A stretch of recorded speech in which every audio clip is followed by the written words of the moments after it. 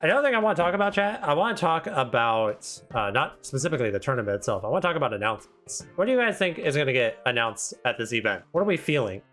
I'm curious. I kind of want to talk about the future of Strive a little bit. It's something that's been kind of on my mind. Right now, we have a lot of things coming up fighting game-wise. We have Street Fighter 6, we have Granblue Fantasy vs. Rising, we have eventually Tekken 8. Somewhere down the line, we have Project L. There's also Mortal Kombat 12 coming down the pipeline. I think Strive has a lot of competition. And I think it's very important to note because Strive pretty much its entire lifespan has not had another major fighting game release for it to be in competition with, right? I think largely the game has just kind of coasted on being like the big game in a time span. And this is the first time where I think Strive actually has to do something to really maintain its position in the spotlight, I think. So obviously, like, I see everybody mentioning, you know, season 3 stuff, and I really do hope that they talk about that. You know, obviously we know that there's still a character coming. We have presumably Delilah based on the spoiler they gave us. And then there's supposed to be another character at the end of this season still that we don't know anything about.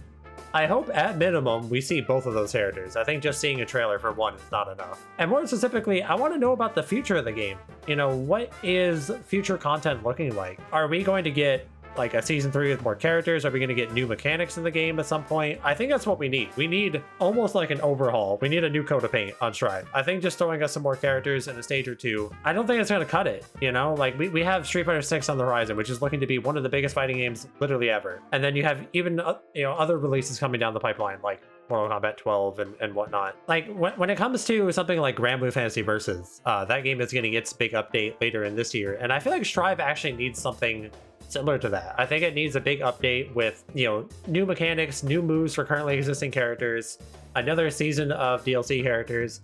I want changes to the online lobby. You know, the tower system has obviously been kind of hit or miss in a lot of ways, mostly misses. I think changing the online system would be very much beneficial. I would love to have just normal matchmaking in the game. We don't really have that. You just have to use the tower system and it sucks. I think we need stuff like that.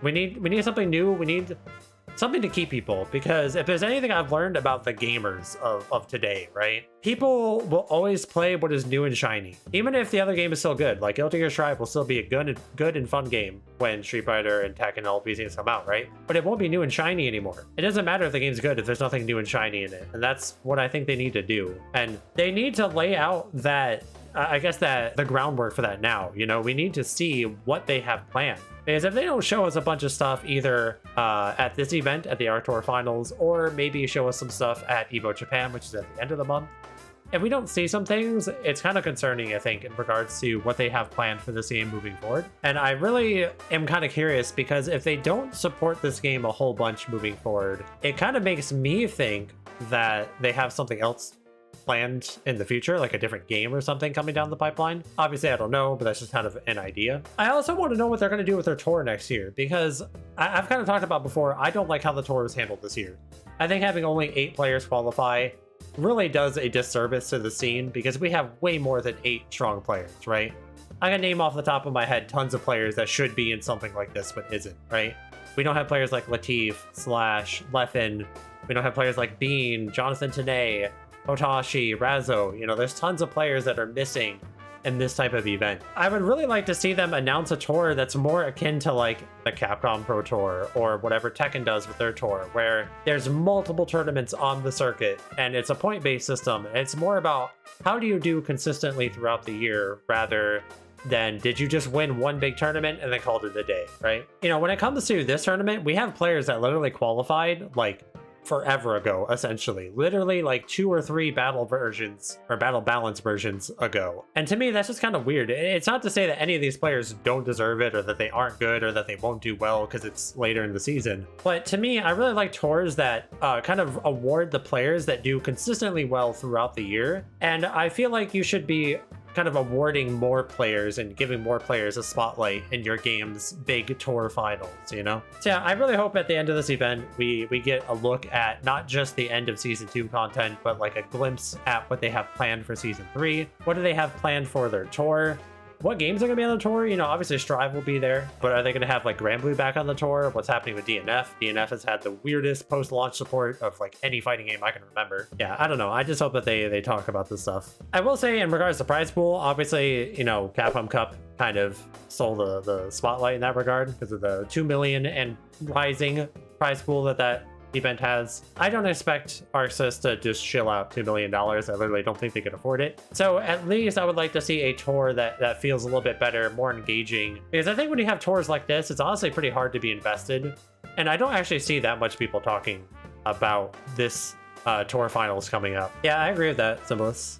It kind of reminds me of EVO, where like, okay, we have a huger prize pool than we ever have, but you're giving it to less players. Like, what's happening? You know, and in general, I think Arxis's tours have not really ever been particularly good. They've always had massive flaws in one way or another. So I'm hoping we could finally fix that, because Guilty Gear Strive has had a very competitive scene for a while. The game has been one of the biggest fighting games for a while, and it feels like Arxis has just not really done very much with their esports side of their game. For you over on YouTube, for you people that are watching, what do you guys want to see from Strive? For whether it's just season 2 finale stuff, or what do you want to see in season 3?